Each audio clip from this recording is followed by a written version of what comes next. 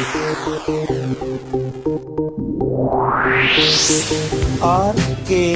स्वागत है दोस्तों आपका एक बार फिर से हमारे YouTube चैनल RKB कैंफी वीडियोस में। कक्षा 10 के पहले चैप्टर रासायनिक अभिक्रियाएं और समीकरण में अब हम अगला टॉपिक अगर लेकर चले तो वो आता है रासायनिक समीकरणों का संतुलन। समीकरणों का संतुलन करने से पहले हम रासायनिक समीकरण जो प्रकार होते हैं संतुलित और असंतुलित, एक बार उनकी परिभाषा लेकर चलते हैं। वैसे मैंने आपको पिछली वीडियो में ये बता दिया था कि संतुलित और असंतुलित रासायनिक समीकरण कहते किसे हैं। तो संतुलन और असंतुलन से तात्पर्य हमारा रासायनिक समीकरणों में भाग लेने वाले परमाणुओं की संख्या से है। यदि परमाणुओं की संख्या अभिकारक और उत्पादों के रूप में एक प्रकार के परमाणुओं की संख्या दोनों ओर समान हो तो वह समीकरण संतुलित समीकरण कहलाती है, और अगर परमाणुओं की संख्या समान नहीं हो तो वो समीकरण असंतुलित समीकरण कहलाती है। जैसे कि अगर हम हाइड्रोजन और आयोडीन की अभिक्रिया को देखें, जिनके मिलने से हाइड्रोजन आयोडाइड बनता है, तो इस समीकरण में इधर हाइड्रोजन के दो परमाणु हैं, यहाँ आयोडीन के दो परमाणु हैं और यहाँ हाइड्रोजन आयोडाइड का एक अणु है। ध्यान रखें, जब भी कोई समीकरण लिखी जाती है तो उसमें पूरे रूप में एक अणु लिखा हुआ होता है। उसके नीचे जो संख्या लिखी होती है वो जिस परमाणु के नीचे लिखी होती है उसके परमाणु की संख्या होती है। जैसे H2O की बात करें तो इसमें हाइड्रोजन के दो परमाणु हैं, ऑक्सीजन का एक परमाणु है और ये जल का एक अणु है।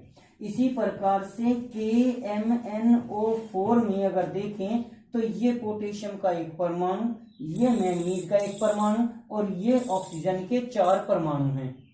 तो इस समीकरण में हाइड्रोजन के इधर दो परमाणु, इधर एक परमाणु है, यहाँ नीचे एक लिखा हुआ है।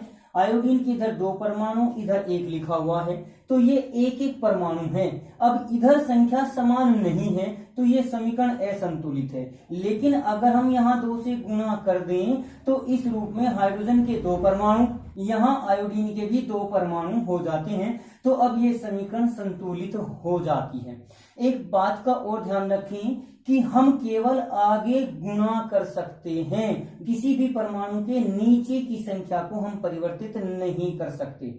अगर हम अधिक से अधिक करें तो भाग कर सकते हैं। वो कैसे? H2 plus I2 equal to HI, हमारी ये समीकरण थी। तो इस समीकरण के अनुसार हाइड्रोजन के इधर दो परमाणु हैं, अगर हम इस तरफ दो से भाग कर दें तो यहाँ दो से भाग करने पर एक परमाणु हो जाएगा। आयोडीन का एक परमाणु है, इधर आयोडीन के दो परमाणु हैं, इधर भी दो से भाग कर देंगे। लेकिन किसी भी समीकरण को हम भाग के रूप में नहीं रखेंगे, तो इस पूरी समीकरण में दो से गुणा कर देंगे, यानी ये हो जाएगा दो से गुणा करते ही H2 plus I2 equal to 2HI, फिर से यही समीकरण बन जाती है। इसीलिए ये कहा जाता है कि समीकरण को संतुलित करने के लिए हम उसमें केवल गुणा करेंगे, भाग नहीं करेंगे। तो अब हम समीकरण को संतुलित करने के लिए आपको कुछ नियमों के बारे में जानकारी देंगे, जिनके अनुसार हम समीकरण को संतुलित कर सकते हैं। समीकरणों को संतुलित करने की वैसे तो बहुत सी विधियां हैं, हायर क्लासेस में भी आप लोग समीकरण को संतुलित करने की कुछ विधियों के बारे में जानकारी करेंगे, परंतु यहाँ अगर हम देखें तो वो एक विधि आती है अनुमान विधि। कक्षा 10 के लेवल पर, 9th और 10th के लेवल पर हम अनुमान विधि के द्वारा ही समीकरणों का संतुलन करते हैं, जिसे हिट एंड ट्रायल मेथड भी कहा जाता है। हिट एंड ट्रायल मेथड, तुक्का विधि एक प्रकार से। इसमें हम अपनी मर्जी से केवल अणुओं के साथ गुणा करके परमाणु की संख्या को संतुलित करते हैं, लेकिन इसके लिए भी कुछ नियम प्रयुक्त किए जाते हैं। जैसे अगर हम पहली बात करें, सबसे पहली हम हाइड्रोजन और ऑक्सीजन को छोड़कर, इन दोनों को छोड़कर जितने भी अन्य परमाणु हैं पहले उनकी संख्या को बराबर करेंगे। अगर उसमें हाइड्रोजन ऑक्सीजन परमाणु हैं समीकरण में तो अगर ये नहीं है तो भी हमने इन छोड़ दिया, लेकिन अगर ये हैं तो इनको छोड़कर बाकी परमाणुओं की संख्या को पूरा करने की कोशिश करते हैं, संतुलित करने की कोशिश करते हैं। नंबर 2 बात, हम जो मुख्य बात है, कभी भी किसी अकेले परमाणु या अणु के रूप में जो आपका एक परमाणु सम परमाणु अणु होता है, जैसे हाइड्रोजन अकेला है, यहाँ पर भले ही हाइड्रोजन के 2 परमाणु हैं लेकिन ये हाइड्रोजन अकेला है।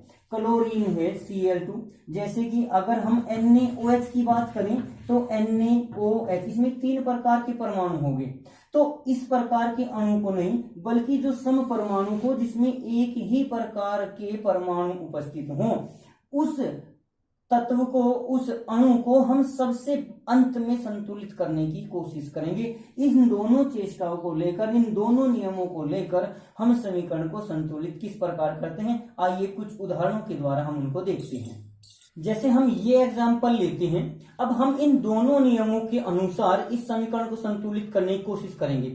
पहले ये देख लीजिए कि ये समीकरण संतुलित है या नहीं है, उसके बाद नियमों को इस पर अप्लाई करेंगे। यहाँ Fe हमारा 1 है, यहाँ Fe हमारे 3 है, यानी लोहा आयरन हमारा बैलेंस नहीं है, तो जाहिर सी बात है समीकरण हमारी असंतुलित है। लेकिन बाकी परमाणु को भी देख लेते हैं। हाइड्रोजन हमारे यहाँ पर 2 हैं, हाइड्रोजन 2 हैं, तो हाइड्रोजन के परमाणु संतुलित अवस्था में बैलेंस है। ऑक्सीजन हमारा यहाँ पर 1 है, यहाँ पर हमारे 4 हैं, तो इस प्रकार से हमारी ऑक्सीजन परमाणु की संख्या भी बराबर नहीं है। तो अब देखते हैं, इसमें हम हाइड्रोजन और ऑक्सीजन को छोड़कर बाकी को पूरा करेंगे। बाकी क्या बचे? Fe बचे। तो क्या Fe हमारे पूरे हैं? अब अच्छा, एक बात तो ये, और दूसरी है कि जो अकेला परमाणु है, अकेले रूप में सम परमाणु अणु है, उसको सबसे अंत में हम बैलेंस करेंगे। यहाँ एक अकेला Fe है क्योंकि यहाँ 2 परमाणु हो गए, यहाँ 2 परमाणु हो गए, यहाँ हाइड्रोजन अकेले हैं, एक ही प्रकार के परमाणु हैं, तो 2 हैं हमारे यहाँ पर जो एकात्मक रूप में हैं। तो पहले हाइड्रोजन ऑक्सीजन को छोड़कर आयरन को देख लीजिए, यहाँ 3 परमाणु आयरन के हैं, तो पहले आयरन को बैलेंस कर लीजिए। 3 आयरन परमाणु यहाँ पर हो गए, तो ये समीकरण हमारी लगभग यहाँ तक बैलेंस। आयरन बैलेंस हो गए 3, हाइड्रोजन बैलेंस हो गए 2, अब बाकी बचे ऑक्सीजन जो कि यहाँ पर 4 हैं। तो ऑक्सीजन की संख्या बैलेंस करने के लिए आप यहाँ से 4 से गुणा करोगे यहाँ पर, लेकिन जैसे ही ऑक्सीजन के साथ गुणा करिए हमारे हाइड्रोजन के परमाणु बदल गए। अब यहाँ अकेला परमाणु हाइड्रोजन का भी है, तो उसको बैलेंस किया जा सकता है। तो 4 से मल्टीप्लाई यहाँ हुई तो 4 दूनी 8 हाइड्रोजन हो गए, 4 से मल्टीप्लाई यहाँ कर दीजिए, 4 दूनी 8 हाइड्रोजन के परमाणु यहाँ पर हो गए। तो इस प्रकार से अब ये समीकरण बैलेंस है। आप एक बार अपनी समीकरण की जांच कर सकते हैं परमाणु संख्या को 2 बार चेक करके।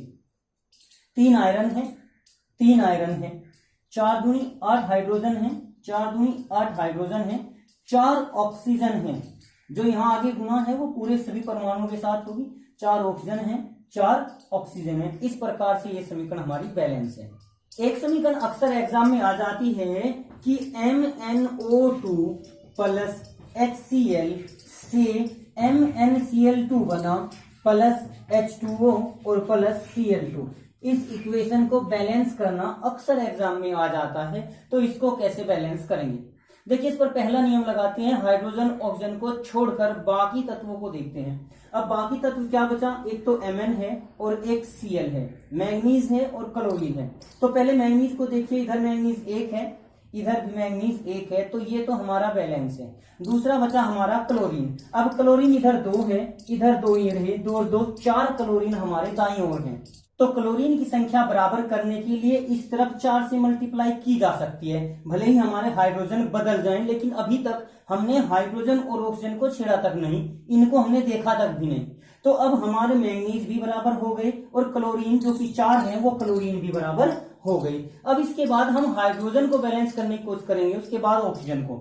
अब देखिए, हाइड्रोजन हमारे यहाँ 4 हैं, ऑक्सीजन हमारे 2 हैं, यहाँ हाइड्रोजन 2 है, तो अगर हम यहाँ 2 से मल्टीप्लाई कर दें तो हाइड्रोजन 2 दूनी 4 और ऑक्सीजन अपने आप ही 2 बैलेंस हो गए, तो यहाँ ऑक्सीजन हमारे 2। तो पहले हम हाइड्रोजन ऑक्सीजन के अलावा अन्य तत्वों को बैलेंस करेंगे, उसके बाद हाइड्रोजन को बैलेंस कीजिए, ऑक्सीजन ज्यादातर अपने आप ही पूरा हो जाएगा। 1-2 समीकरण हम और देखते हैं। एक नेक्स्ट इक्वेशन अगर हम लेकर चले तो वो PbNO3 का ट्वाइस है, जो कि वियोजित होकर PbO प्लस NO2 और प्लस O2 में परिवर्तित हो जाता है। इस समीकरण को हमें बैलेंस करना है। दिखाई भी दे रहा होगा कि इक्वेशन बैलेंस है ही नहीं। देख लीजिए फिर भी चेक करके, Pb1 नाइट्रोजन 2 नाइट्रोजन 1 ऑक्सीजन 3 दूनी 6, इधर ऑक्सीजन 1 और 2 3 और 2 5 ऑक्सीजन है। तो अब इसको बैलेंस करने के लिए क्या करते हैं, हाइड्रोजन तो इसमें है नहीं, तो ऑक्सीजन को छोड़कर बाकी तत्वों की संख्या पूरी करेंगे। बाकी तत्व में आपका पीबी और नाइट्रोजन बचा, तो पीबी इधर 1 है, इधर भी 1 है, ये भी बैलेंस हुआ। अब अकेला बच गया हमारा नाइट्रोजन। नाइट्रोजन यहाँ देखिए 2 है, यहाँ नाइट्रोजन हमारा 1 है, तो यहाँ हम 2 से मल्टीप्लाई कर देंगे, नाइट्रोजन भी बैलेंस हुआ। यहां पर इस इक्वेशन में हमें एक प्रॉफिट और है कि जो हमारा ऑक्सीजन है वो अकेला है, यानी सम परमाणुक है, तो उसको हम अपने आप बाद में बैलेंस कर सकते हैं। तो यहां ऑक्सीजन देखिए 3 दूनी 6, क्योंकि हमारा पीबी बैलेंस हो चुका, नाइट्रोजन 2 है, नाइट्रोजन बैलेंस हो चुका, बाकी बचा ऑक्सीजन। तो 6 ऑक्सीजन इस तरफ है, यहाँ हमारा 1 2 दूनी 4 और 1 5 और 2 7 है। तो वो जो अकेला अणु है उसको देखिए, उसको अलग रखिए, यहां बाकी को देखिए, 2 दूनी 4 और 1 5 हो चुकी है। अब हमें 1 चाहिए। अब 2 का 1 बनाने के लिए क्या करते हैं, हम 2 से भाग दे सकते हैं, लेकिन जैसा मैंने शुरुआत में बताया है कि हमें अपोन में कुछ नहीं रखना है, डिवाइड नहीं करना है, भाग नहीं देना है। तो अब पूरी समीकरण को अगर हम 2 से गुणा कर दें तो ये 2 लास्ट में कट जाएगा, कैंसिल हो जाएगा, यानी हो जाएगा हमारा 2PbNO3 का twice equal to 2PbO plus 2 दूनी 4NO2 और प्लस अब 1 से डिवाइड, ये 2 से 2 डिवाइड हो जाएगा, तो ये बच जाएगा O2। देखते हैं इक्वेशन बैलेंस हुई क्या, अभी भी वैसे हो गई, लेकिन चेक करते हैं आपका माइंड जो सेट होता है वो किस प्रकार से आप एग्जाम में इसको चेक कर सकते हो, वो देखिए।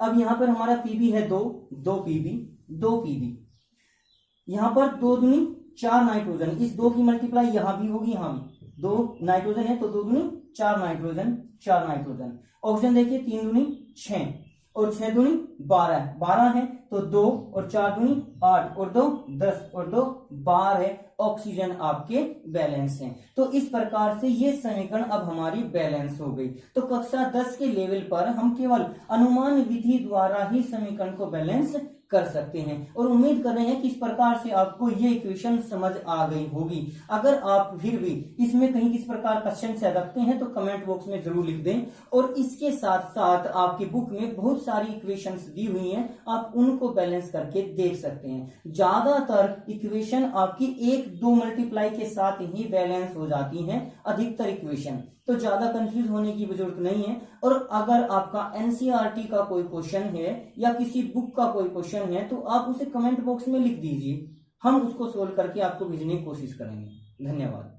आज की वीडियो में बस इतना ही। अगली वीडियो प्राप्त करने के लिए हमारे चैनल को सब्सक्राइब करें, वीडियो को लाइक करें, और अगर वीडियो अच्छी लगे तो कमेंट्स करें और दोस्तों को भी शेयर करें।